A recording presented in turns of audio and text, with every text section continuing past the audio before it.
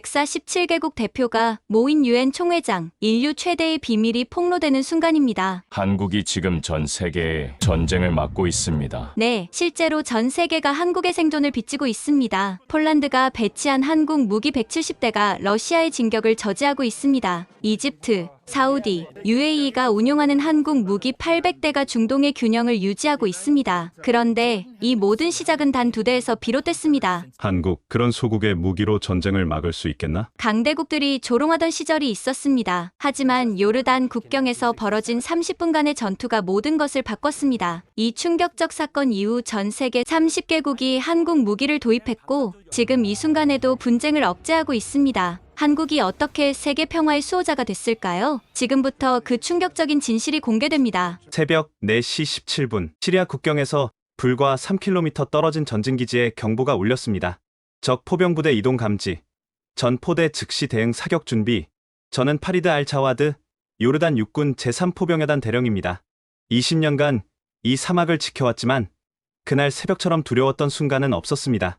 대령님, M109 1번 포 준비 완료. 2번 포도 준비 완료입니다. 우리가 보유한 M109 자주포 6대 중 겨우 4대만 작동 가능한 상태였습니다. 나머지 2대는 부품이 없어 한 달째 방치되어 있었죠. 발사, 쿵, 첫 발이 나갔습니다. 그런데 두 번째 발사를 준비하던 중 불길한 소리가 들렸습니다. 대령님, 1번 포포신 과열입니다. 발사 불가능. 뭐라고? 겨우 한 발 쐈는데? 제 목소리가 떨렸습니다. 적은 이미 우리 위치를 파악했을 겁니다. 반격이 시작되기 전에 제압해야 하는데 2번 포로 계속 사격하라. 쿵 두 번째 포가 발사됐습니다. 하지만 세 발째를 장전하던 중 자동장 전장치가 멈춰버렸습니다. 젠장! 수동으로 장전해. 하지만 수동 장전에는 2분이 넘게 걸립니다. 현대전에서 2분은 영원과도 같은 시간이죠. 휘잉! 적의 포탄이 날아오기 시작했습니다. 쾅! 쾅! 대피! 모두 엄폐호로 폭발음이 점점 가까워졌습니다. 먼지와 파편이 사방으로 튀었고 병사들의 비명소리가 들렸습니다. 으아! 파리! 라심 상병이 파편에 맞아 쓰러졌습니다. 피가 모래를 적시며 번져나갔죠. 의무병! 또 다른 포탄이 3번 포바로 옆에 떨어졌습니다. 충격파에 포신이 휘어질 정도였습니다. 3번 포 기능 상실, 4번 포도 궤도 파손, 6대 보유, 4대 작동 가능했던 자주포가 이제 단 한 대도 제대로 작동하지 않았습니다. 우리는 완전히 무력해진 채 적의 포격을 견뎌야만 했습니다. 철수, 전원 철수. 제가 내린 명령은 군인으로서 가장 치욕스러운 것이었습니다. 하지만 더 이상 버틸 수 없었습니다. 병사들을 트럭에 태우고 후퇴하면서 저는 백미러로 우리 진지가 불타는 것을 봤습니다. 20년 군 생활 중 가장 비참한 순간이었죠. 기지로 돌아온 후 저는 곧바로 작전 상황실로 향했습니다. 사상자는 몇 명입니까? 중상 2명, 경상 5명입니다. 라심 상병은 팔을 잃을 수도 있다고 합니다. 제 가슴이 찢어지는 듯했습니다. 이 모든 게 낡은 장비 때문이라는 사실이 더욱 비참했죠. 대령님, 국방부에서 긴급 소집 명령입니다. 30분 후 저는 암만의 국방부 회의실에 있었습니다. 육군 참모 총장을 비롯한 고위 장성들이 모두 모여 있었습니다. 파리드 대령, 오늘 새벽 상황을 직접 보고하시오. 저는 떨리는 목소리로 보고했습니다. M109 자주포 6대 중 2대는 이미 고장, 4대로 응전했으나 1번 포는 첫 발 이후 과열, 2번 포는 장전장치 고장, 3번과 4번 포는 적 포격에 파손됐습니다. 결과적으로 완전히 무력화됐습니다. 회의실이 침묵에 빠졌습니다. 이대로는 안 됩니다. 당장 새 무기를 도입해야 합니다. 제 목소리가 회의실에 울렸습니다. 파리드 대령, 진정하시오. 예산이 문제입니까? 병사들이 죽어가고 있습니다. 오늘 우리가 2명의 부상자로 끝난 건 기적입니다. 다음엔 20명, 200명이 죽을 수도 있습니다. 참모 총장이 한숨을 쉬었습니다. 중국이 PLG-05 자주포를 제안했습니다. 가격이 미국산의 3분의 1이라고 합니다. 중국산이요?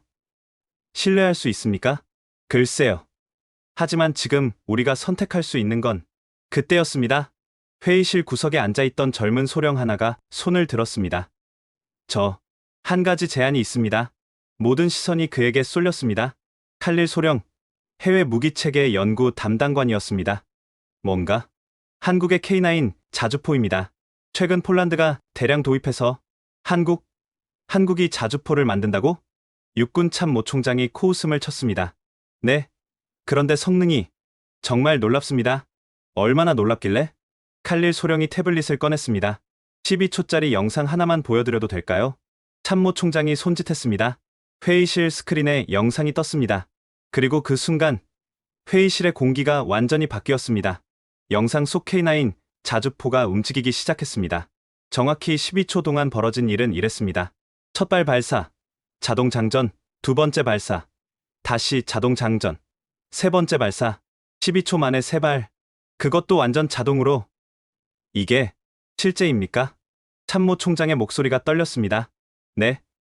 폴란드 훈련장에서 직접 찍은 영상입니다. 불가능해.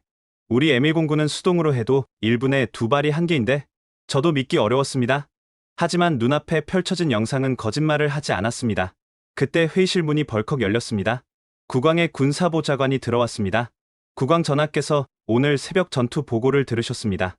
그리고 보좌관이 잠시 멈췄다가 말했습니다. 즉시 새로운 자주포를 도입하라고 명하셨습니다. 어떤 것이든 우리 병사들을 지킬 수 있는 것으로. 참모 총장이 일어섰습니다. 파리드 대령, 예, 카카. 당신이 직접 확인하고 오시오. 이 한국 무기가 정말 우리의 답이 될 수 있는지. 저는 경례를 올렸습니다. 하지만 마음속으로는 여전히 의구심이 가득했습니다. 한국이라 과연 그들의 무기가 우리를 구할 수 있을까요? 폴란드와 한국 방문 준비가 시작됐습니다. 하지만 그 전에 각국의 제안을 정리해야 했죠. 회의가 끝난 사흘 후 저는 다시 작전 상황실로 불려갔습니다. 테이블 위에는 각국 무기 제안서들이 산더미처럼 쌓여 있었습니다. 파리드 대령, 앉으시오. 국방차관 아흐메드 알라시드가 피곤한 얼굴로 저를 맞았습니다. 현재 우리에게 제안이 들어온 자주포는 세 가지입니다. 미국의 M109A7 팔라딘, 중국의 PLG-05, 그리고 한국의 K9 썬더. 각각의 조건은 어떻습니까?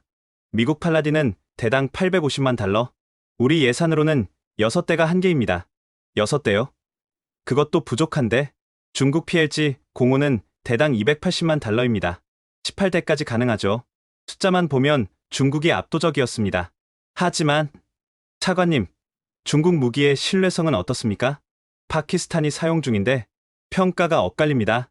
일부는 만족한다고 하고 일부는 고장이 잦다고 하고. 저는 한숨을 쉬었습니다.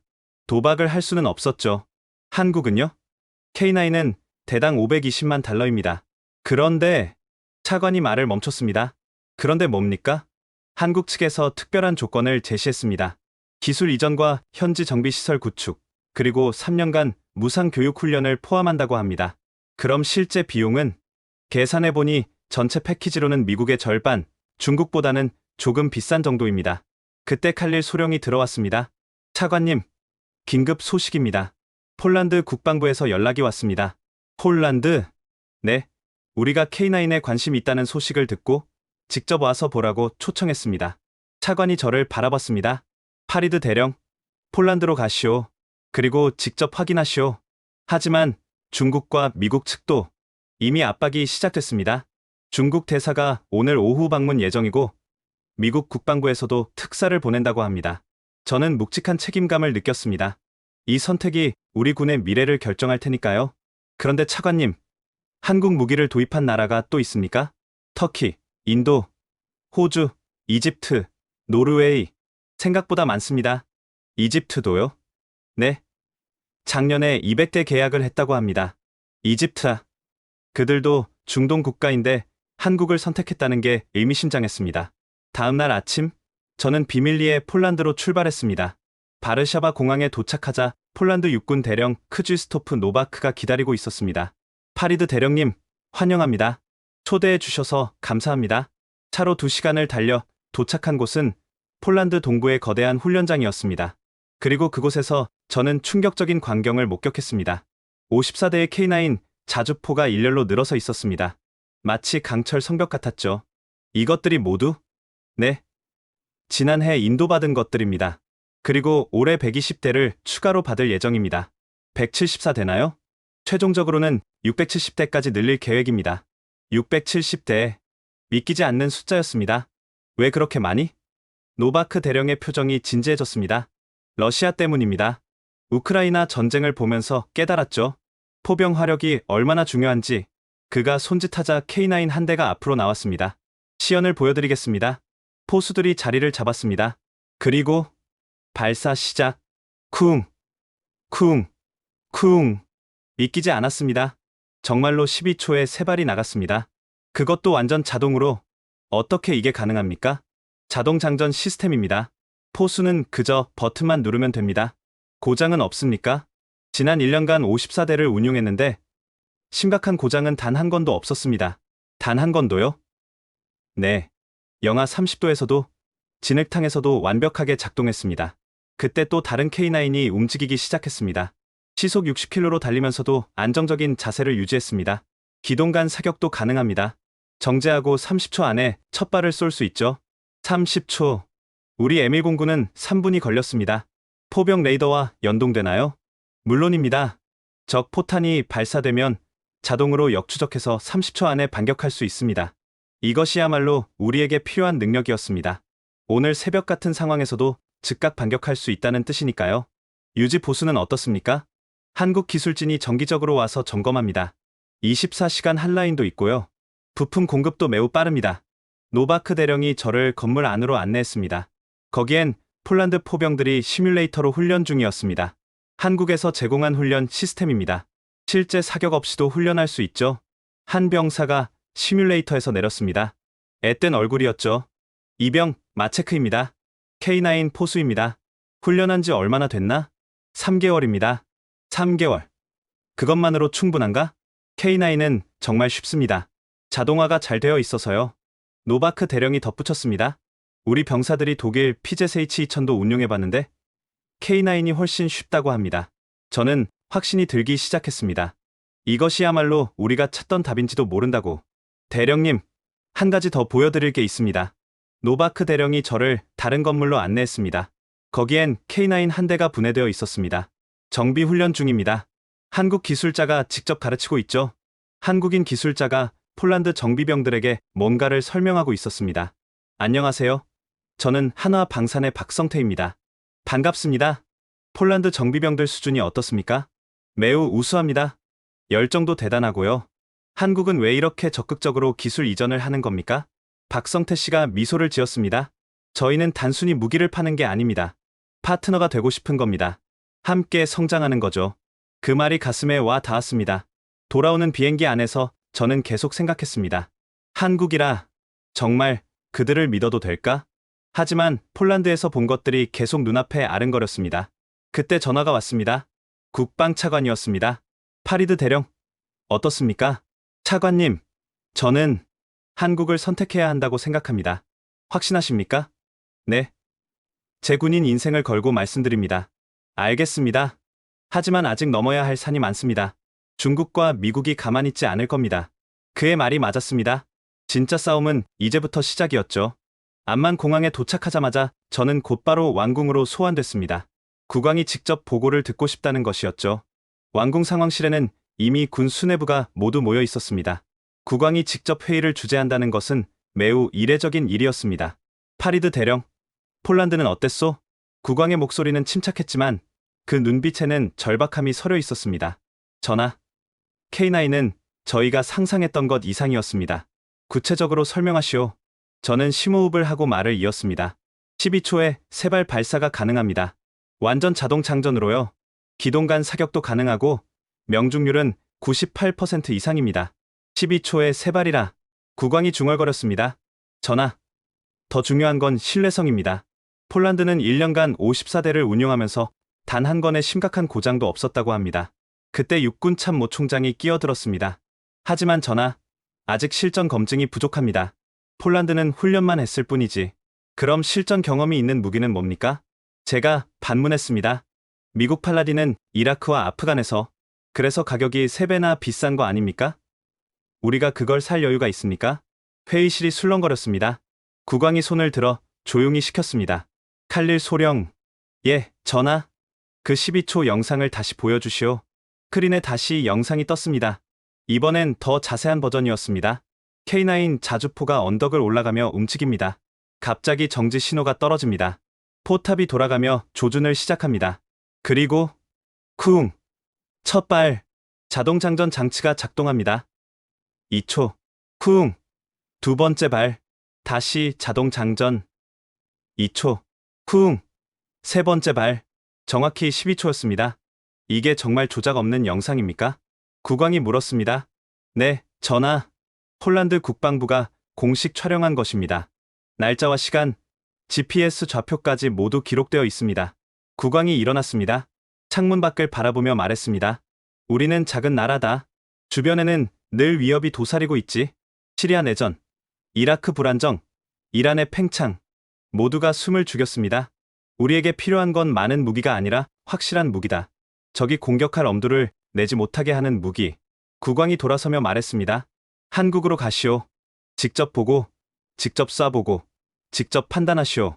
전하, 그런데 재무장관이 조심스럽게 입을 열었습니다. 예산이 문제입니다. K9을 충분히 사려면 얼마나 필요하오? 최소 12대를 사려면 6천만 달러가 필요합니다. 그 돈이면 중국 PLG는 20대를 살 수 있습니다. 누군가가 말했습니다. 국왕의 표정이 차가워졌습니다. 그래서 20대를 사서 모두 고장나면 무슨 소용이요? 우리는 이미 그런 실수를 했소. 싸구려 무기를 사서 병사들을 위험에 빠뜨렸지. 모두가 고개를 숙였습니다. 5년 전 중국산 장갑차를 샀다가 1년 만에 절반이 고장난 악몽이 떠올랐으니까요. 파리드 대령. 예, 전하. 한국에 가서 확실히 확인하시오. 만약 K9이 우리의 답이라면 예산은 내가 해결하겠소. 알겠습니다, 전하. 회의가 끝나고 나오는데 국방차관이 저를 불렀습니다. 파리드, 조심하게. 벌써 중국과 미국이 움직이기 시작했네. 무슨 일이 있습니까?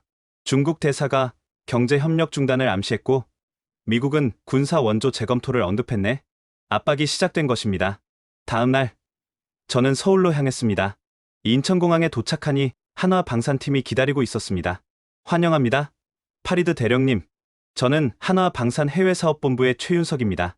악수를 나누는데 그의 손이 따뜻했습니다. 바로 창원으로 가시겠습니까? 아니면 시간이 없습니다. 바로 갑시다. 고속도로를 달리면서 창밖을 봤습니다. 한국의 발전된 모습이 인상적이었죠. 한국이 이렇게 발전한 나라인 줄 몰랐습니다. 70년 전만 해도 폐허였습니다. 전쟁으로 모든 게 파괴됐죠. 그런데 어떻게 포기하지 않았으니까요. 그리고 믿었습니다. 우리도 할 수 있다고. 그의 말이 마음에 와 닿았습니다. 우리 요르단도 그럴 수 있을까? 창원 공장에 도착했을 때 저는 입이 벌어졌습니다. 거대한 공장에서 K9들이 줄지어 생산되고 있었습니다. 한 달에 몇 대나 생산합니까? 풀가동하면 15대까지 가능합니다. 15대나요? 네. 그리고 요르단을 위해 특별 사양을 준비했습니다. 특별 사양? 최윤석 본부장이 저를 특별 제작실로 안내했습니다. 거기엔 독특하게 생긴 K9이 있었습니다. 사막 사양입니다.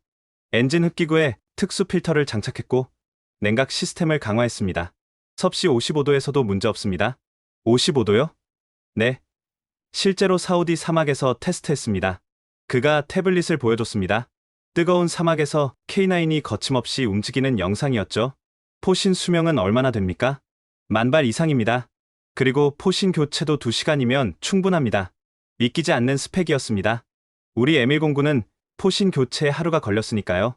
직접 타보시겠습니까? 네. 조종석에 타보시라고요. 저는 K9에 올라탔습니다. 내부는 생각보다 넓었습니다. 그리고 모든 게 디지털화되어 있었죠. 이 화면이 사격 통제 시스템입니다. 목표 좌표만 입력하면 자동으로 계산합니다. 에어컨도 있네요. 네. 사막에서는 필수죠. 승무원 생존성을 최우선으로 설계했습니다. 그때 누군가가 다가왔습니다. 안녕하세요. 저는 이 K9의 설계자 정혜준입니다. 젊은 엔지니어였습니다. 30대 초반으로 보였죠. 이렇게 젊은 분이 설계를? 저희 팀 평균 연령이 35세입니다. 젊은 열정으로 만들었죠. 가장 자랑스러운 부분은 뭡니까? 정혜준 설계자가 눈을 반짝였습니다. 자동 장전 시스템입니다. 세계 최고 수준이죠. 그리고 그가 한 부분을 가리켰습니다. 이 부분 보이시죠? 모듈식 설계라서 고장나면 통째로 교체할 수 있습니다. 10분이면 됩니다. 10분이요? 네. 전투 중에도 수리가 가능하다는 뜻입니다. 저는 점점 확신이 들었습니다. 이건 단순한 무기가 아니었습니다. 병사들을 생각하는 마음이 담긴 작품이었죠. 시험 사격을 해보시겠습니까? 그럴 수 있습니까? 물론입니다. 준비되어 있습니다.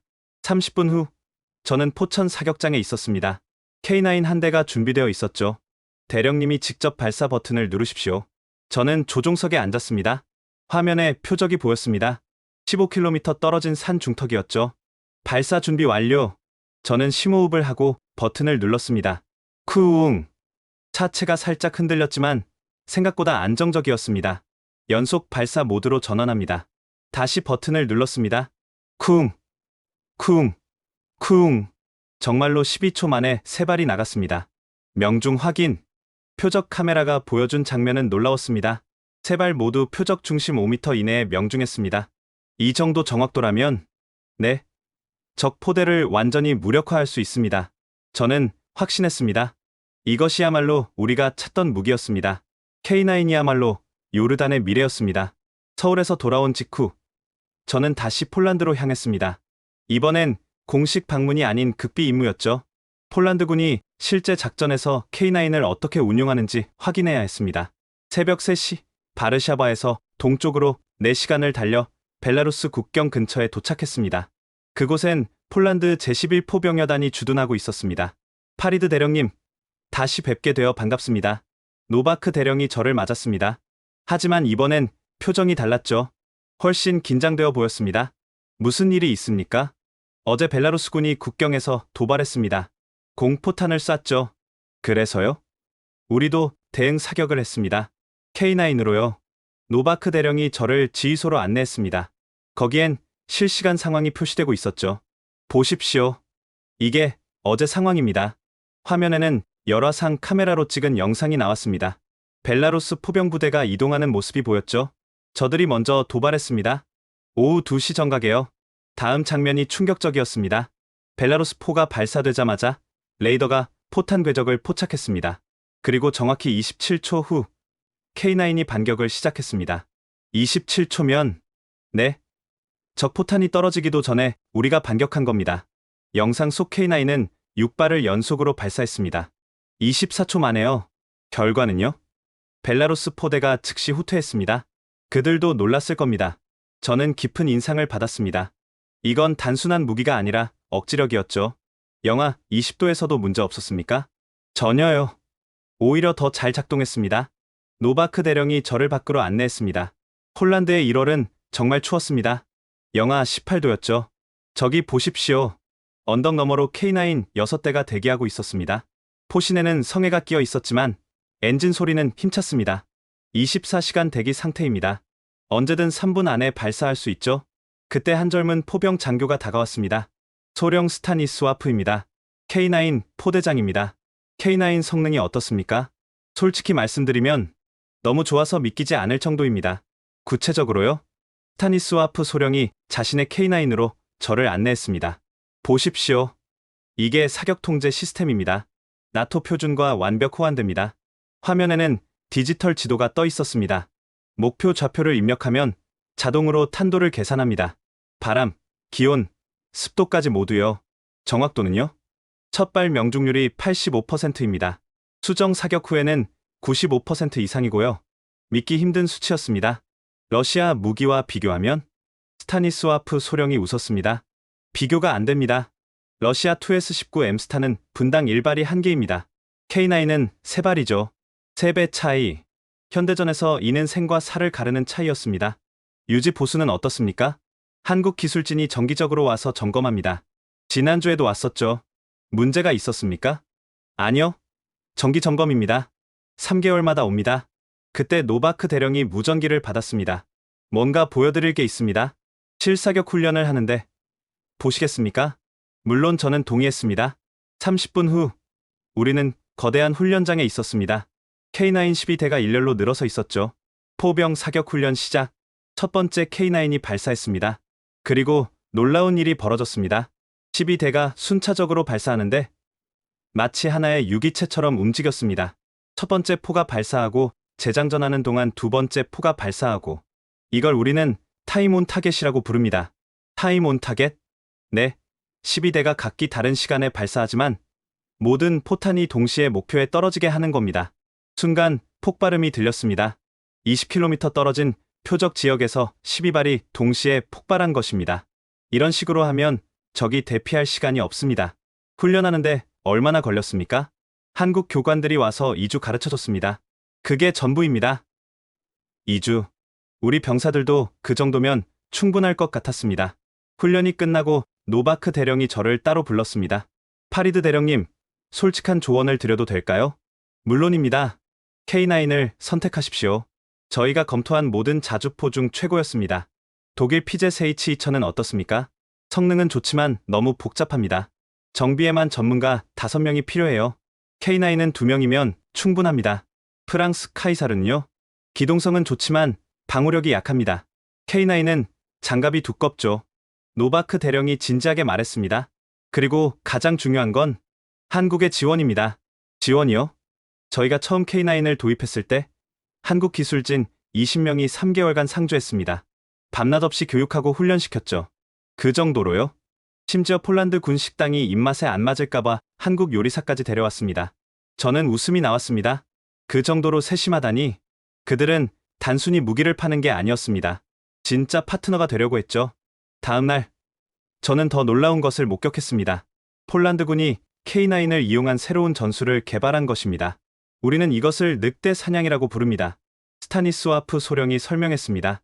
K9 세대가 한 조가 되어 움직입니다. 한 대가 미끼가 되어 적을 유인하고 나머지 2대가 측면에서 공격하는 거죠. 실제로 효과가 있습니까? 시뮬레이션에서는 기존 전술보다 생존율이 40% 높았습니다.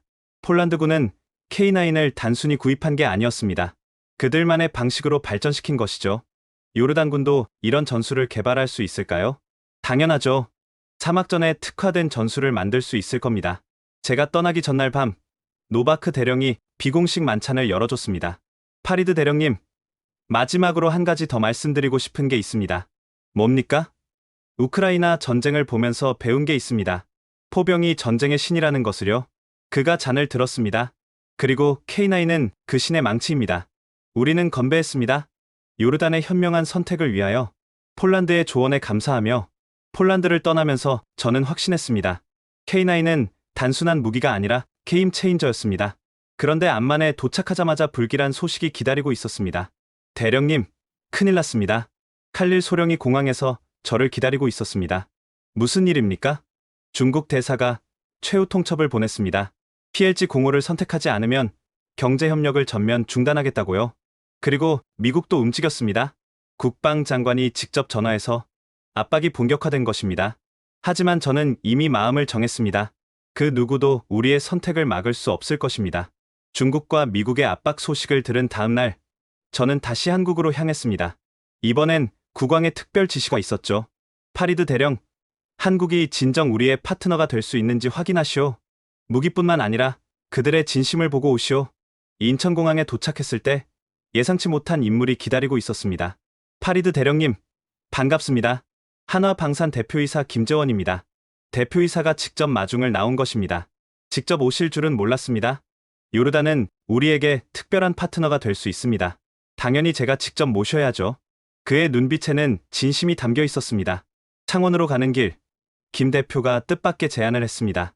대령님, 공장 가기 전에 한 곳을 들르고 싶습니다. 어디입니까? 저희 연구소입니다. 뭔가 보여드릴 게 있습니다. 창원 외곽의 거대한 연구소, 그곳에서 저는 놀라운 것을 목격했습니다.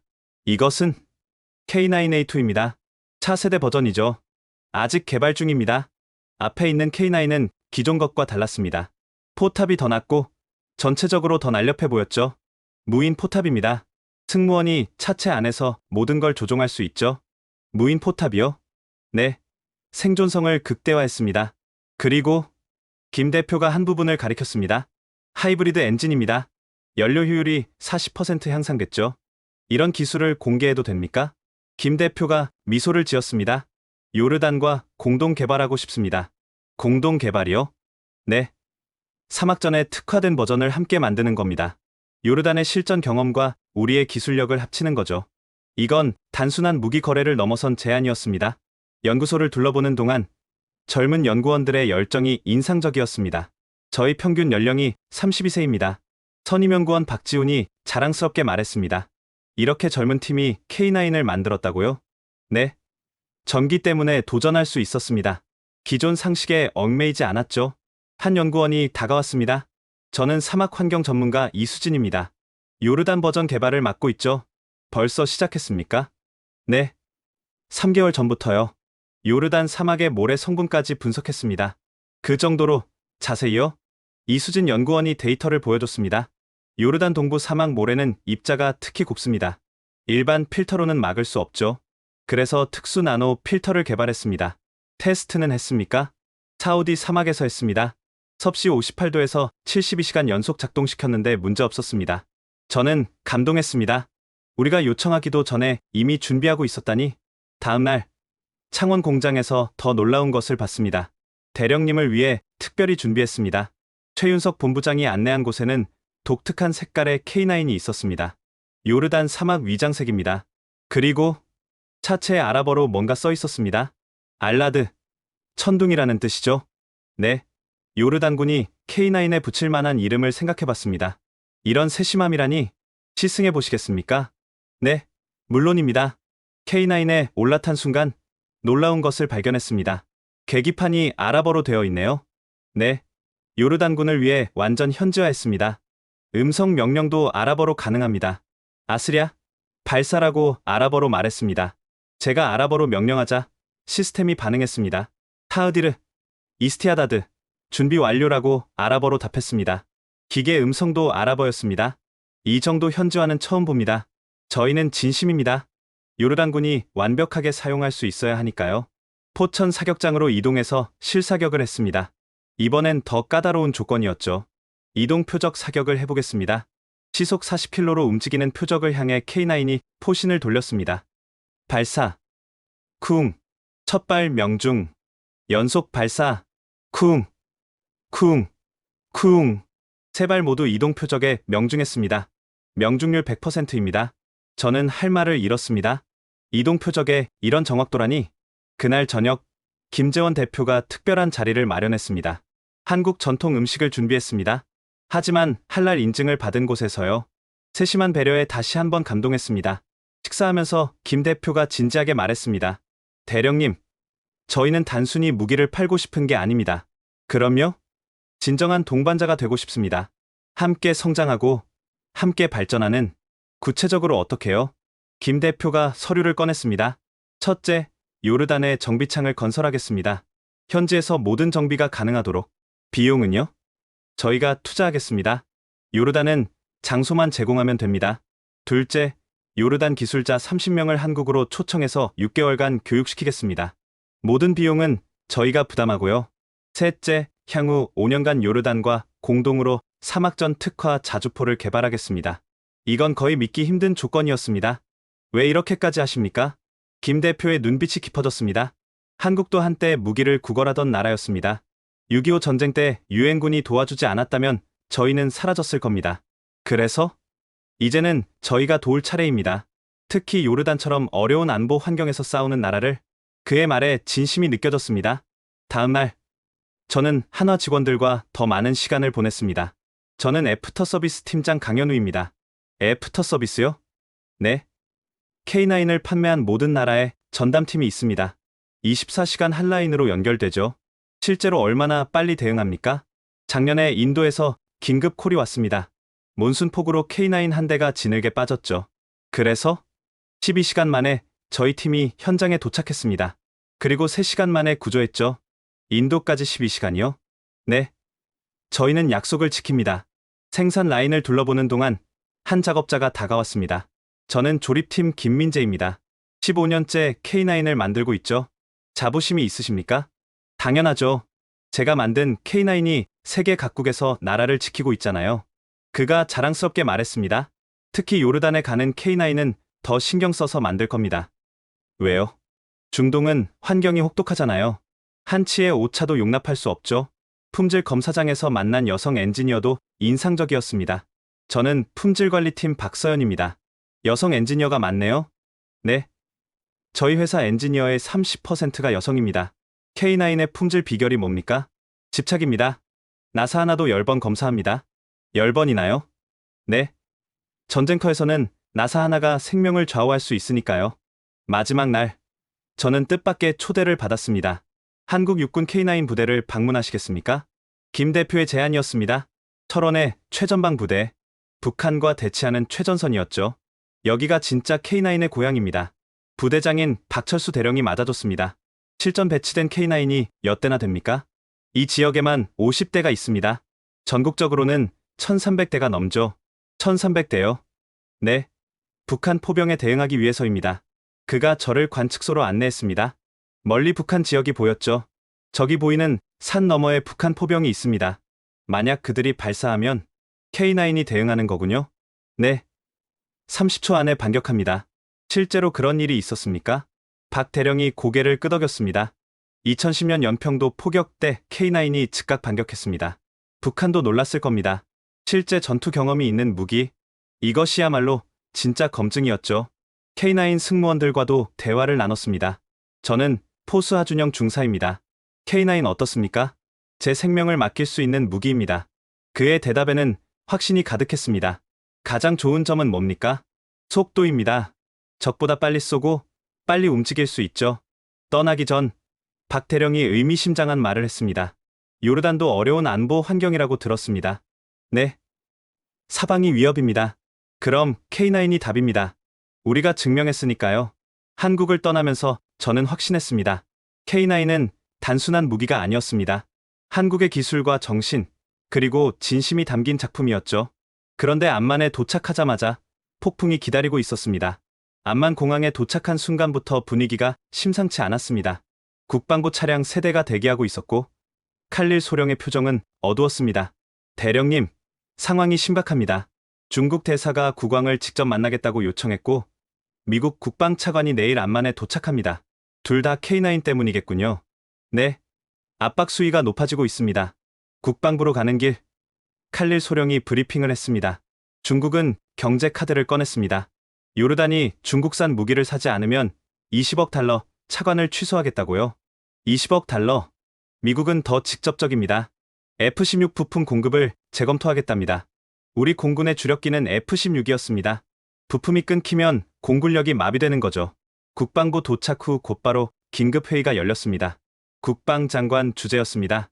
파리드 대령, 한국 출장 결과를 간단히 보고하시오. K9은 기대 이상이었습니다. 성능, 가격, 지원 조건 모두 완벽했습니다. 그래도 중국과 미국을 적으로 돌릴 수는 없지 않소? 재무장관이 끼어들었습니다. 중국과의 무역 규모가 연간 50억 달러입니다. 미국 원조는 15억 달러고요. 그래서 K9을 포기하자는 겁니까? 제가 반문했습니다. 감정적으로 대응할 문제가 아니오. 그때 문이 열리고 누군가 들어왔습니다. 중국 대사 왕리민이었습니다. 실례합니다. 긴급한 용건이라 바로 왔습니다. 국방장관이 자리를 권했습니다. 앉으십시오. 대사님. 왕 대사의 표정은 차가웠습니다. 단도직입적으로 말하겠습니다. 요르단이 중국 PLG 공호를 선택한다면 특별 조건을 제시하겠습니다. 어떤 조건입니까? 첫째, 가격을 50% 할인합니다. 대당 140만 달러면 됩니다. 140만 달러? 믿기 힘든 가격이었습니다. K9의 4분의 1 수준이었으니까요. 둘째, 20억 달러 차관을 무이자로 전환하겠습니다. 셋째, 실크로드 기금에서 10억 달러를 추가 투자하겠습니다. 회의실이 술렁거렸습니다. 너무나 파격적인 조건이었죠. 단, 조건이 있습니다. 왕 대사의 목소리가 날카로워졌습니다. 한국 무기는 영원히 구매하지 않는다는 약속을 해야 합니다. 그건 48시간 안에 결정하십시오. 그게 마지막 기회입니다. 왕 대사가 나간 후 회의실은 침묵에 빠졌습니다. 파리드 대령, 이래도 K9을 고집하겠소? 재무장관의 목소리에는 비난이 섞여 있었습니다. PLG 공호의 성능을 확인해 봤습니까? 그게 중요한가? 이 가격이면 고장 나도 새로 사면 되지 않겠소? 그때 또 다시 문이 열렸습니다. 이번엔 미국 대사관 무관이었습니다. 죄송합니다. 긴급 전달 사항이 있습니다. 그가 봉투를 국방장관에게 전달했습니다. 국방장관이 편지를 읽더니 얼굴이 굳었습니다. 미국 국방장관의 친서입니다. 뭐라고 써 있습니까? 요르단이 동맹의 가치를 이해하길 바란다. F-16 업그레이드 프로그램을 재검토할 수 있다. 위협이었습니다. 명백한 위협. 다음 날 아침, 미국 국방차관 로버트 밀러가 도착했습니다. 그는 곧바로 국방부로 왔죠. 요르단의 안보는 미국과의 동맹에 달려 있습니다. 회의실에서 밀러 차관의 목소리가 울렸습니다. 우리는 70년간 중동의 평화를 지켜왔습니다. 요르단도 그 혜택을 받았고요. 그래서요? 제가 물었습니다. 한국 무기를 선택하는 것은 동맹에 대한 배신입니다. 무기 구매가 왜 배신입니까? 한국은 우리의 경쟁자입니다. 동맹의 경쟁자를 돕는 것은 그럼 미국 무기를 사라는 겁니까? 우리는 특별 조건을 제시할 준비가 되어 있습니다. 밀러 차관이 서류를 꺼냈습니다. 중고 M109A6 팔라딘 20대를 무상 공유하겠습니다. 중고요? 이라크에서 사용하던 것들입니다. 성능은 보장합니다. 정비는요? 연간 500만 달러의 정비 계약을 하면 됩니다. 결국 돈이었습니다. 무상 공유하면서 정비비로 돈을 뜯어가려는 거죠. 그리고 한 가지 더. 밀러 차관의 표정이 딱딱해졌습니다. 요르단이 한국 무기를 선택한다면 의회에서 군사 원조 예산을 재검토할 겁니다. 그게 위협입니까? 현실입니다. 그가 차갑게 말했습니다. 회의가 끝난 후 저는 홀로 사무실에 남았습니다. 창밖으로 암만 시내가 보였죠. 평화로워 보이지만 우리는 화약고 위에 있었습니다. 그때 전화가 울렸습니다. 뜻밖에도 한국의 김재원 대표였습니다. 대령님, 압박이 심하시죠? 어떻게 아셨습니까? 다른 나라들도 겪은 일입니다. 하지만 모두 극복했죠. 조언을 해주신다면 용기를 내십시오. 옳은 선택은 결국 보상받습니다. 전화를 끊고 나서 저는 결심했습니다. 국왕께 직접 보고해야겠다고. 그날 저녁 저는 왕궁으로 향했습니다. 국왕과의 독대는 극히 이례적이었지만 필요했습니다. 파리드 대령, 늦은 시간에 무슨 일이오? 전하, 직접 보고드릴 것이 있습니다. 국왕의 서재는 조용했습니다. 벽에는 선왕들의 초상화가 걸려 있었죠. 중국과 미국의 압박이 거세다고 들었소. 네, 전하. 하지만, 우리는 독립국가입니다. 우리의 안보는 우리가 결정해야 합니다. 국왕이 저를 바라봤습니다. 계속하시오. 중국 무기는 싸지만 신뢰할 수 없습니다.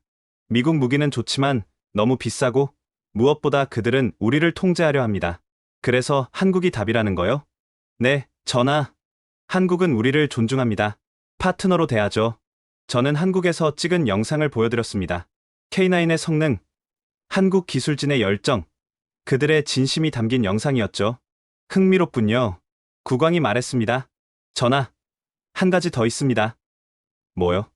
한국도 우리처럼 강대국 사이에서 살아남은 나라입니다. 그들은 우리의 처지를 이해합니다. 국왕이 창밖을 바라봤습니다. 파리드 대령, 당신은 20년간 군에 있었소. 지금까지 본 무기 중 최고는 뭐였소? 솔직히 말씀드리면 K9입니다. 중국과 미국의 보복은 두렵지 않소? 두렵습니다. 하지만 우리 병사들이 열악한 장비로 죽어가는 게 더 두렵습니다. 긴 침묵이 흘렀습니다. 다음 날 아침, 더 큰 압박이 시작됐습니다. 중국 기업들이 요르단 프로젝트 중단을 발표했습니다. 미국은 합동훈련 연기를 통보했죠. 대령님, 이러다가 정말 큰일 납니다. 칼릴 소령이 걱정했습니다. 그때 또 다른 전화가 왔습니다. 이번엔 이집트 국방부였습니다. 파리드 대령님, 저는 이집트 포병 사령관 아메드입니다. 무슨 일이십니까? 요르단이 K9 도입을 고민한다고 들었습니다. 조언을 드리고 싶어서요. 들려주십시오. 우리도 같은 압박을 받았습니다. 하지만 K9을 선택했죠. 후회하지 않습니다. 정말입니까? 네. K9은 약속 이상이었습니다. 그리고 한국은 약속을 지키는 나라였고요. 이집트의 지지는 큰 힘이 됐습니다. 그날 오후, 뜻밖의 방문객이 있었습니다. 사우디 국방부 특사였습니다. 우리도 K9 도입을 검토 중입니다. 요르단이 먼저 선택한다면 우리도 따르겠습니다. 진심입니까? 네. 함께하면 압박도 나눠질 거 아닙니까? 중동 국가들의 연대. 이것이 답일 수도 있었습니다. 그날 밤, 저는 비밀 회동을 가졌습니다. 장소는 암만 외곽의 한적한 레스토랑이었죠. 반갑습니다. 파리드 대령님. 놀랍게도 왕밍우 중국 무기회사 부사장이었습니다. 개인 자격으로 온 것이었죠. 왜 절 찾아오셨습니까? 마지막 제안을 하려고요. 그가 봉투를 밀어줬습니다. 뭡니까? 스위스 계좌 번호입니다. 500만 달러가 들어있죠. 뇌물입니까? 컨설팅 비용이라고 생각하세요. 저는 봉투를 돌려줬습니다. 필요 없습니다. 대령, 현명하게 생각하세요. 당신 개인뿐만 아니라 가족도 생각해야지. 위협입니까? 충고입니다. 저는 자리에서 일어났습니다. 우리의 선택은 돈으로 살 수 없습니다. 레스토랑을 나오면서 전화를 걸었습니다. 칼릴 소령? 내일 국왕께 최종 보고서를 올리게 K9을 선택해야 한다고. 주사위는 던져졌습니다. 왕궁 대회의실, 요르단의 모든 권력자들이 한자리에 모였습니다. 국왕을 중심으로 총리, 국방장관, 재무장관, 그리고 군 수뇌부까지. 이날의 결정이 요르단의 운명을 좌우할 것이었습니다. 오늘 우리는 역사적 결정을 내려야 합니다. 국왕의 목소리가 울렸습니다. 파리드 대령, 최종 보고를 하시오. 저는 일어섰습니다. 모든 시선이 제게 집중됐죠. 전하, 그리고 각하들, 저는 지난 한 달간 세계 각국을 돌며 자주포를 평가했습니다. 결론은 명확합니다. K9이 최선입니다. 근거를 대시오. 총리가 말했습니다. 첫째, 성능입니다. K9은 분당 3발, 사거리 40km, 명중률 95% 이상입니다. 미국 팔라딘은 분당 1발, 중국 PLG는 신뢰성이 떨어집니다. 둘째, 가격입니다. K9은 팔라딘의 절반, 성능 대비 가장 효율적입니다. 셋째, 그리고 가장 중요한 것은 저는 잠시 멈췄습니다. 한국의 진정성입니다. 그들은 우리를 파트너로 대합니다. 기술 이전, 현지 생산, 공동 개발까지 제안했습니다. 재무장관이 끼어들었습니다. 하지만 중국은 20억 달러를 포기하겠다고 위협하고 있소. 미국은 군사 원조를 끊겠다고 하고, 그래서 굴복하자는 겁니까? 제가 반문했습니다. 우리가 작은 나라라서 늘 강대국 눈치를 봐야 합니까? 우리 병사들의 생명보다 돈이 중요합니까? 회의실이 술렁거렸습니다. 국방장관이 말했습니다. 파리드 대령의 말도 일리가 있습니다. 하지만 현실적으로 그때 국왕이 손을 들어 조용히 시켰습니다. 여러분, 제 할아버지 압둘라 1세가 하신 말씀이 있습니다. 모두가 숨을 죽였습니다. 작은 나라의 생존 비결은 용기 있는 선택이다. 국왕이 자리에서 일어났습니다. 우리는 70년 전 독립했습니다. 그동안 수많은 위기가 있었죠. 그때마다 우리는 선택해야 했습니다. 국왕이 창밖을 가리켰습니다. 저기 보이는 것이 우리 땅입니다. 작지만 자랑스러운 우리 요르단입니다. 이 땅을 지키기 위해 우리는 최선의 무기가 필요합니다. 전하, 중국 돈이 우리 병사를 지켜줍니까? 미국 원조가 적의 포탄을 막아줍니까? 국왕의 목소리에 힘이 실렸습니다. 아닙니다. 우리를 지키는 것은 우리의 의지와 능력입니다. 그가 저를 바라봤습니다. 파리드 대령, 한국이 정말 믿을 만한가요? 네, 전하. 제 군인 명예를 걸고 말씀드립니다. 그들이 약속을 지킬까요? 폴란드, 이집트, 인도가 증명했습니다. 한국은 약속을 지키는 나라입니다. 국왕이 다시 앉았습니다. 투표합시다. K9 도입에 찬성하는 분, 하나둘 손이 올라갔습니다. 국방장관, 육군참모 총장, 포병사령관, 재무장관은 망설이다가 손을 들었습니다. 저도 찬성합니다. 장기적으로 보면 옳은 선택일 겁니다. 반대하는 분, 아무도 손을 들지 않았습니다. 만장일치입니다. 국왕이 선언했습니다. 우리는 한국 K9을 선택합니다. 박수가 터졌습니다. 역사적 순간이었죠. 그런데 그때 급보가 들어왔습니다. 전하, 시리아 국경에서 또 포격이 시작됐습니다. 회의실이 긴장에 휩싸였습니다. 피해는 아직 확인 중입니다. 하지만 우리 M109가 또 고장났다고. 국왕의 표정이 굳었습니다. 파리드 대령, 네, 전하. 한국에 연락하시오. K9이 당장 필요하다고. 하지만 생산과 운송의 시간이. 그때 제 전화가 울렸습니다. 한국 김재원 대표였습니다. 대령님, 좋은 소식이 있습니다. 무슨 일입니까? 요르단을 위해 준비한 K9 2대가 이미 출항했습니다. 일주일 후면 도착합니다. 뭐라고요? 우리가 결정하기도 전에? 믿었습니다. 요르단이 옳은 선택을 할 거라고. 저는 믿을 수 없었습니다. 이런 신뢰라니. 그리고 대령님, 긴급 지원팀도 함께 갑니다. 도착 즉시 작전 투입이 가능하도록. 전화를 끊고 보고했습니다. 전하, K9 2대가 이미 오고 있답니다. 한국이 미리 준비했답니다. 회의실에 감탄이 터졌습니다. 이것이 진정한 파트너군요. 국왕이 미소를 지었습니다. 다음 날, 예상대로 압박이 시작됐습니다. 중국 대사가 공식 항의를 했고, 미국은 합동훈련 취소를 통보했죠. 하지만 뜻밖의 지원도 있었습니다. 요르단의 용기 있는 결정을 지지한다.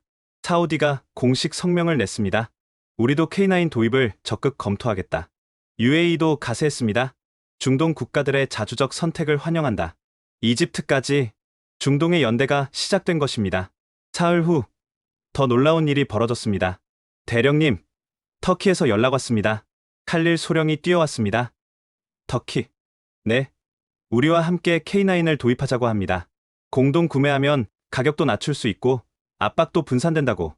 터키까지 가세하다니 판도가 완전히 바뀌고 있었습니다. 그날 저녁 국왕이 저를 다시 불렀습니다. 파리드 대령, 잘했소. 전하, 당신의 용기가 요르단을 구했소. 그리고 국왕이 미소 지었습니다. 중동의 판도를 바꿨소. 과찬이십니다. 아니요. 이제 시작이요. 한국과 함께 우리는 더 강해질 거요. 일주일 후 아카바 항구 거대한 화물선이 입항했습니다. 한국 국기와 요르단 국기가 나란히 펄럭였죠. 드디어 왔다. 병사들이 환호했습니다. 크레인이 K9을 내리기 시작했습니다. 사막색으로 도색된 K9은 마치 요르단을 위해 태어난 것 같았죠. 아름답군요. 제 옆에 선 김재원 대표가 말했습니다. 그가 직접 온 것입니다. 직접 오실 줄은 몰랐습니다. 첫 인도는 직접 해야죠. 그리고 그가 봉투를 건넸습니다. 이게 뭡니까? 선물입니다. 봉투를 열어보니 한글로 쓰인 편지였습니다. 요르단의 평화를 기원하며 한국 방산 근로자 일동, 저희 직원들이 모은 성의입니다. K9과 함께 요르단의 승리를 기원한답니다. 저는 뭉클했습니다. 이것이 진심이었습니다. K9이 트레일러에 실려 국경으로 향했습니다. 곧 실전에 투입될 것입니다. 과연 K9은 약속을 지킬 수 있을까요? K9이 도착한 지 사흘 후 북부 국경 전진기지에서 본격적인 훈련이 시작됐습니다. 한국에서 온 기술진 15명이 24시간 대기하며 요르단 포병들을 교육했죠. 이것이 자동 장전 시스템입니다. 버튼 하나로 모든 게 작동합니다. 한국 교관 이강현 씨가 설명했습니다. 그는 전직 한국군 포병 장교였죠. 정말 간단하네요. 우리 포수 무함마드가 감탄했습니다. 네. 단순하게 만들었습니다. 전투 중에는 복잡하면 안 되니까요. 첫 실사격 훈련. 모든 고위 장교들이 지켜봤습니다. 발사 준비. 무함마드가 조준을 완료했습니다. 목표는 15km 떨어진 표적이었죠. 발사. 쿵. 첫 발이 나갔습니다. 그리고 놀라운 일이 벌어졌죠. 자동장전 장치가 작동하며 2초 만에 다음 포탄이 장전됐습니다. 연속 발사. 쿵. 쿵. 쿵. 15초 만에 4발이 나갔습니다. 명중 확인. 관측소에서 보고가 왔습니다. 4발 모두 명중. 오차 범위 3m 이내. 훈련장이 환호성으로 가득 찼습니다. 이게 진짜 가능한 일이었군요. 포병 사령관이 감격했습니다. 하지만 진짜 시험은 이제부터였습니다. 요르단의 사막 환경에서 K9이 제대로 작동할 수 있을까? 내일부터 사막 기동 훈련을 시작합니다. 이강현 교관이 말했습니다. 섭씨 50도가 넘는데 괜찮을까요? 걱정 마세요. 사막 특별 사양으로 개조했으니까요. 다음 날 동부 사막 온도계는 52도를 가리키고 있었습니다. 모래바람이 거세게 불었죠. K9 2대가 사막을 질주하기 시작했습니다. 시속 50km로 모래 언덕을 넘었죠. 엔진 상태 정상, 냉각 시스템 정상. 30분간 고속 기동 후에도 K9은 아무 문제가 없었습니다. 정지 후 즉시 사격 준비. K9이 멈추고 정확히 25초 후 첫 발이 발사됐습니다. 쿵. 뜨거운 사막에서도 완벽한 사격이었습니다. 믿을 수 없어요. 우리 M109는 이런 날씨엔 작동도 안 하는데. 무함마드가 감탄했습니다. 그때 긴급 무전이 왔습니다. 실제 상황 발생. 시리아 국경에서 포격. 훈련이 아닌 실전이었습니다. K9 즉시 투입. 저는 명령을 내렸습니다. K9 2대가 국경으로 급속 이동했습니다. 한국 기술진도 함께였죠. 걱정 마세요. K9은 준비됐습니다. 이강현 교관이 확신에 찬 목소리로 말했습니다. 국경 도착. 시리아 반군의 포격이 계속되고 있었습니다. 포탄 궤적 추적 완료. 적 포대 위치 확인. 레이더 담당관이 보고했습니다. K9 반격 준비. 2대의 K9이 포신을 돌렸습니다. 발사. 쿵. 쿵. 쿵. 쿵. 2대의 K9이 30초 만에 8발을 발사했습니다. 잠시 후 관측소에서 보고가 왔습니다. 적 포대 완전 제압. 적 철수 중. 첫 실전에서 완벽한 승리였습니다. K9이 우리를 구했어요. 병사들이 환호했습니다. 그날 밤 전진기지에서 작은 축하 파티가 열렸습니다. 한국 친구들에게 감사합니다. 병사들이 한국 기술진에게 감사 인사를 했죠. 우리도 기쁩니다. K9이 제 역할을 했으니까요. 이강현 교관이 대답했습니다. 그런데 사흘 후 문제가 발생했습니다. 대령님, K9 1호기 궤도에 문제가 생겼습니다. 뭐라고? 서둘러 확인해 보니 모래가 궤도 사이에 끼어 있었습니다. 요르단 사막의 모래는 특히 고운 편이라 틈새로 들어간 것이었죠. 큰일이네요. 이래서는 그때 한국 기술진이 나섰습니다. 30분만 주세요. 그들은 신속하게 궤도를 분해하고 청소했습니다. 그리고 놀라운 것을 꺼냈죠. 특수 필터입니다. 요르단 모래를 분석해서 만든 거예요. 벌써 만들었다고요? 네. 어젯밤에 본부에 요청해서 긴급 공수 받았습니다. 24시간 만에 문제를 파악하고 해결책을 만들어 보낸 것입니다. 필터 장착 후 K9은 다시 완벽하게 작동했습니다.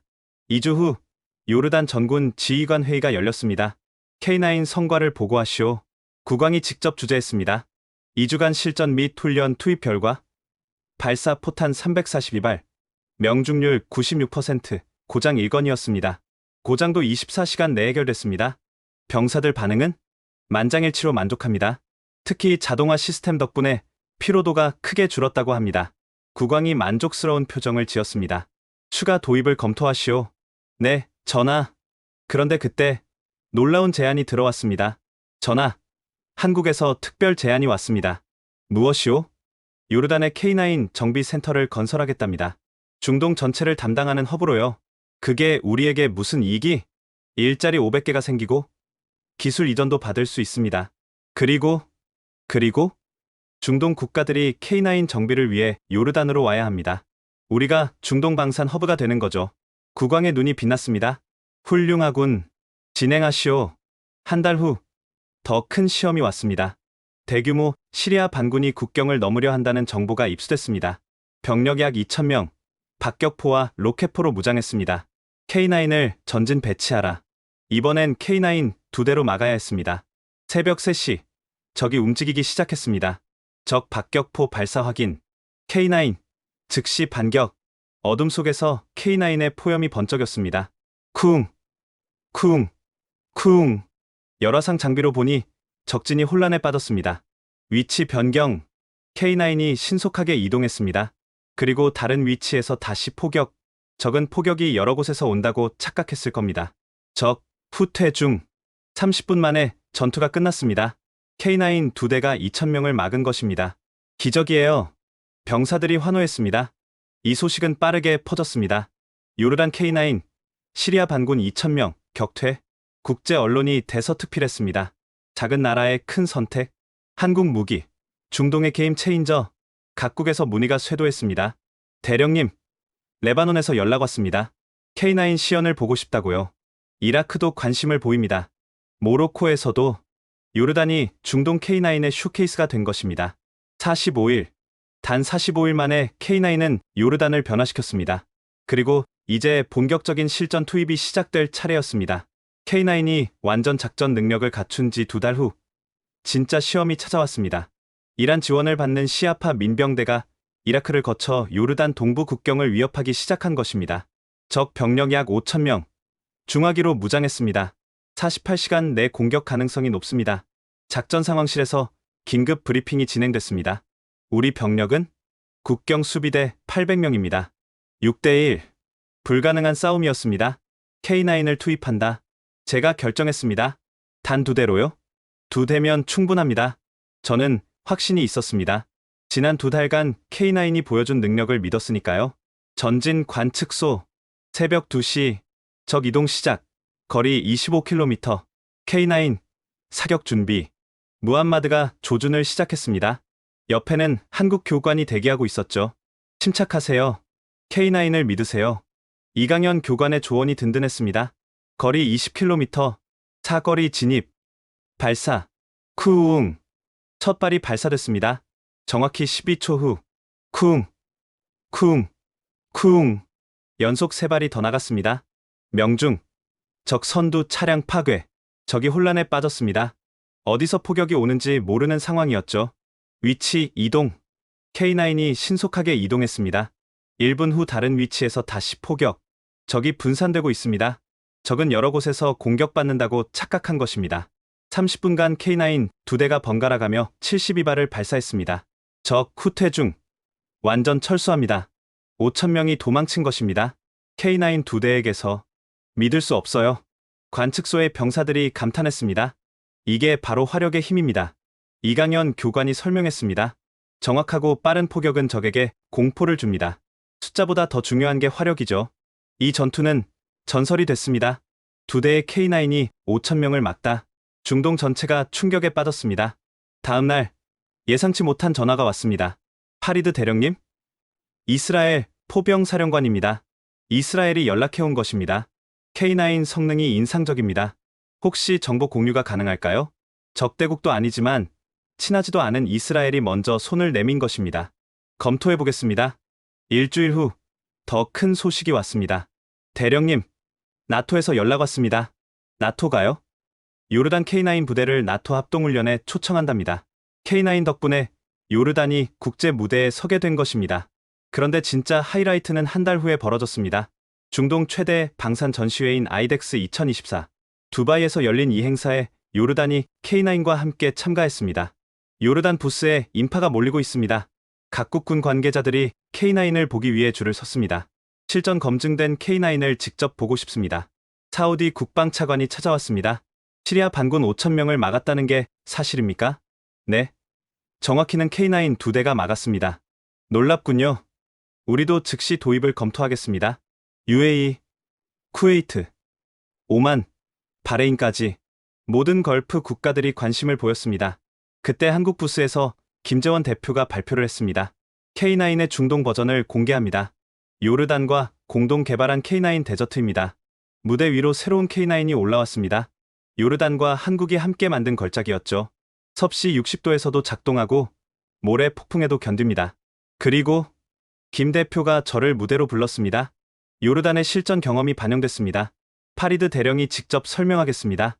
저는 무대에 올랐습니다. 수백 명의 시선이 집중됐죠. K9은 단순한 무기가 아닙니다. 게임 체인저입니다. 제 목소리가 전 시장에 울렸습니다. 우리는 K9 2대로 5,000명을 막았습니다. 이것이 미래전입니다. 숫자가 아닌 기술로 싸우는. 박수가 터졌습니다. 전시회가 끝나고 놀라운 결과가 나왔습니다. K9 추가 주문 400대 확정. 중동 국가들이 앞다퉈 K9을 주문한 것입니다. 요르단이 증명했기 때문입니다. 김 대표가 감사 인사를 했습니다. 요르단의 용기 있는 선택이 K9을 중동에 알렸습니다.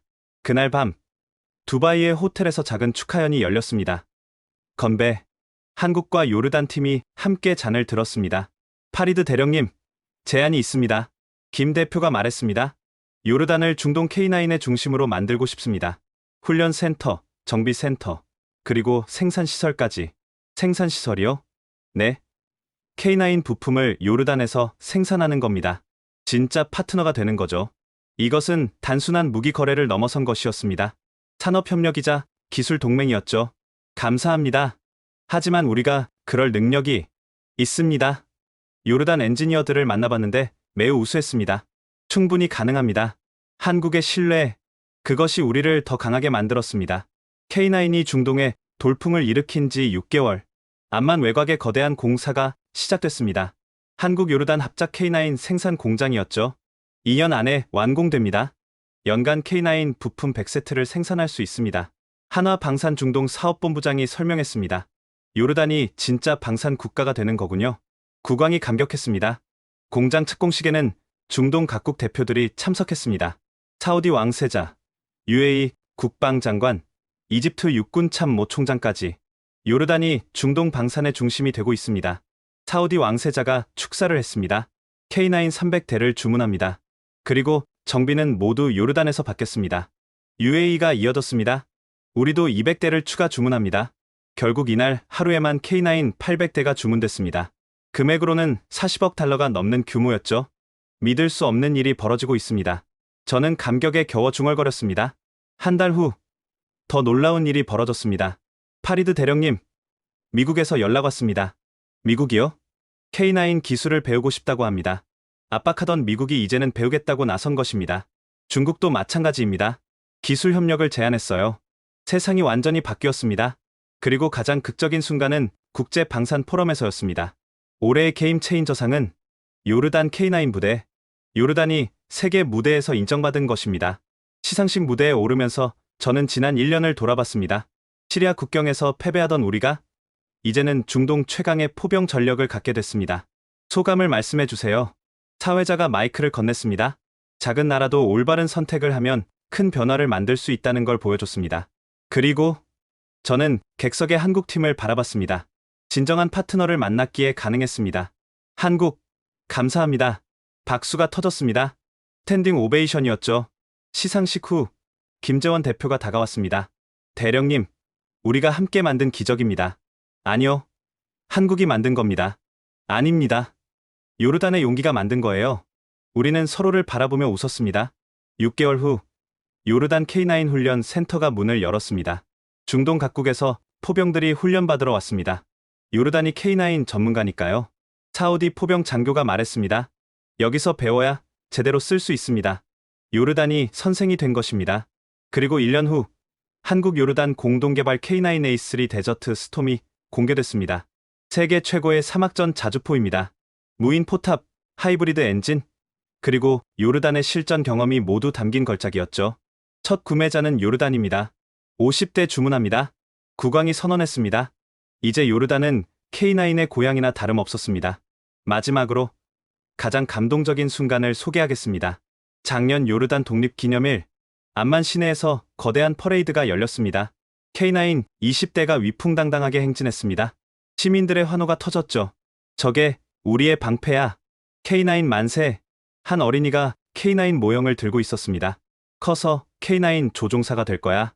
그 모습을 보며 저는 생각했습니다. 우리가 선택한 것은 단순한 무기가 아니었다고. 미래였고, 자부심이었고, 희망이었다고. 중국의 압박도, 미국의 위협도 우리를 막지 못했습니다. 작은 나라의 용기 있는 선택이 역사를 바꾼 것입니다. 그리고 그 중심에는 믿음직한 파트너, 대한민국이 있었습니다. K9은 이제 중동의 수호신이 됐습니다. 그리고 요르단은 중동 방산의 중심이 됐습니다. 이 모든 것이 단 2년 만에 일어난 일입니다. 기적? 아닙니다. 용기와 신뢰가 만든 필연이었습니다. 지금까지 요르단이 K9과 함께 써내려간 놀라운 역사를 들려드렸습니다. 작은 나라의 용기 있는 선택이 어떻게 중동의 판도를 바꿨는지 보셨죠? 여러분도 요르단의 이야기에서 용기를 얻으셨기를 바랍니다.